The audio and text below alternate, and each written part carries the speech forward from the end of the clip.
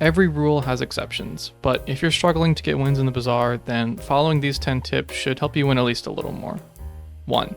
Always get income early. Since income is the money you earn at the start of each day for the rest of your run, prioritizing it in the first couple of days is almost always a good idea. For instance, if you see the Mountain Pass event on days 1 or 2, always go to it and select the income option. If you're playing Pig, make sure to go to the Jungle Ruins for the same reason, and keep an eye out for Signet Rings and ATMs. While Vanessa and Dooley have less income options, Vanessa's Cove is a great economy item to get early, and if playing Dooley, just make sure to check your crypto. 2. Every day is equally important.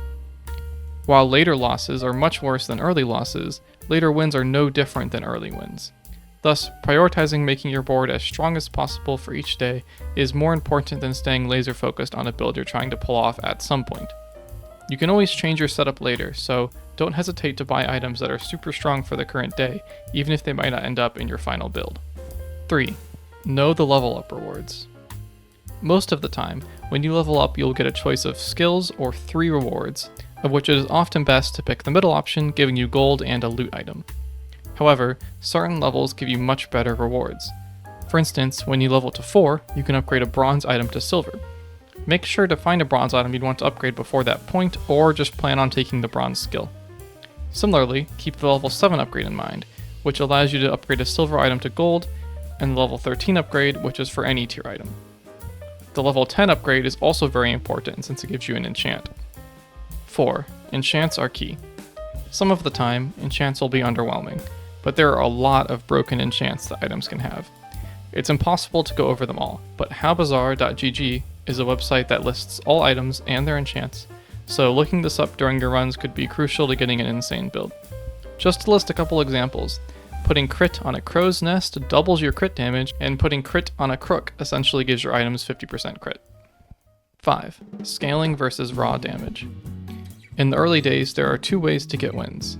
Be Vanessa and spam as many weapons as possible, or get a powerful scaler. Certain scalers are really hard to beat early, notable examples being Dooley's Ignition Core and Armored Core, and Poison in general. 6. Experience. Especially in the first couple of days, it's important to keep track of your experience. For instance, if you do not level to 3 by the day 2 fight, you will only have 6 slots on your board when many opponents will have 8. Likewise, you want to have your full board by the day 3 fight to have the best chances of winning. This might mean fighting a monster that gives more XP or getting an extra one from a loot item or event. An important event in this regard is the Mountain Pass, which if you'll recall gives income, but also has the chance to give you an additional monster fight when selecting this third option. Getting that extra XP when possible will show dividends throughout the run, as you will reach the important level of rewards before your opponents, while also having more health. 7. Do the math. Over time, you will start to learn how much health and how much damage the monsters do in fights. Sometimes it will be obvious whether you will win or lose to them, but sometimes it will be close. Calculating a rough estimate in your head of how much damage you do, or how much you heal before the sandstorm starts in 30 seconds, will let you know whether to take on a tough monster. If your damage is too hard to calculate, then don't risk it and just go for an easier monster, especially in those early days. 8. Curio and neutral items. Curio is so good that I dedicated a whole tip just for him. He's almost always good to visit no matter what you're playing, as he sells items that can increase your damage, shields, heal, burn, poison, crit, and even haste or slow. But beyond that, he also has a couple items that can make builds on their own, namely the Proboscis and the Shadowed Cloak. Having both consistent haste and damage scaling early is super good for all the heroes, and I almost always end up using the cloak for several days, occasionally keeping it until the very end. 9. Don't be afraid to change your build.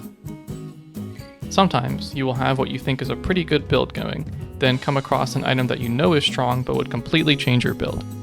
It's important to keep an open mind in situations like this, and consider taking that item instead of continuing to pilot a build that might be working now but wouldn't in a couple days. In a similar vein, sometimes it's a good idea to have 2 builds going at once. Play the one that's working in the moment, but start building up a different build in your stash. Then once you get enough pieces for the other build, you can make the switch. 10. Know the key items. While you can make a build using most items in the Bazaar, some of them are alone enough of a reason to play a certain build. and it's important to know what these are to recognize when you have an opportunity to play or switch builds. For Vanessa, the Crow's Nest and Silencer are easy ways to lean into a one-weapon build. Notable weapons for this build are the Flagship, Double Barrel, and Cutlass, though many other weapons are good. Getting Pufferfish and Jellyfish early can lead to a poison build, and Weather Glass is a build-around item as well. For Pig, Regal Blade is a build onto itself, and works with Crook, another build-around item. Pig also has some always buy economy items such as Loop, ATM, Signet Ring, and Rewards card, of which can also lead to a value stacking property build. For Dooley, most of the cores can be build-around items. Notable non-core items include Power Drill, Metronome, Railgun, and Omega Ray. There are a lot more build-defining items than this, but these are the ones that I think you will see most often, and the ones that are hopefully less likely to be changed by the time this video comes out. The Bazaar updates constantly, which is one of the things I love about it, but that does make it harder for new players to actually learn the meta, which is why I hope some of these tips can help. Thanks for watching.